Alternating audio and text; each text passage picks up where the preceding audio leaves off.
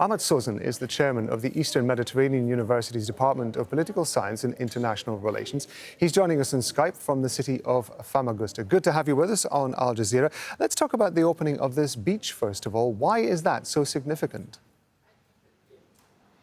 Well, it is, I think, just a prelude to a bigger plan. I think that the next step will be basically to open the rest of the fenced area of Varosha, where there are private property of mostly Greek Cypriots. I think Turkey will be facing some court cases related to these issues in the European Court of Human Rights. So that's why it's not a surprise to me that Turkey has to make a move in order to bring down those cases from the European Court of Human Rights and transfer them to the local remedy in the island, which is the Immovable Property Board, where the previous owners will be able to reclaim their properties. As far as the elections themselves are concerned, what are the key issues for the voters? Well, I think that this election is particularly important because there is already a polarization in the island between those who support a federal-based solution, which has been going on since the 1970s, and on the other side of the polarization are those people who believe that federal solution is no longer viable. We should look for alternative methods or alternative solutions. So that's why it's important.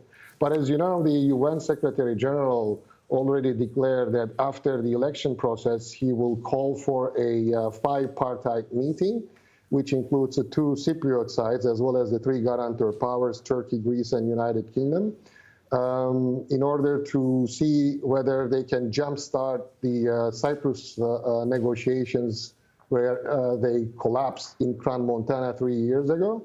I think that's important because solving the Cyprus problem, in my opinion, can be an important key, can be an important trigger in solving the other pending issues in the Eastern Mediterranean region, which has been a battleground for tension in the recent times. Given your experience and analysis of the politics around this region, and given the fact what you've just said, that those negotiations are going to be key, who do you think, amongst those candidates that we know about, is going to be the best one suited to be able to make a positive change in that? Well, it seems like there are two candidates who support a federal-based solution. That's the first one is the incumbent president, Mr. Mustafa Akıncı, and the other one is the opposition party leader, Mr. Tufan Erhürman. The other candidates, with some different nuances, they usually talk about alternative solutions since they don't believe that federal-based solutions are viable anymore.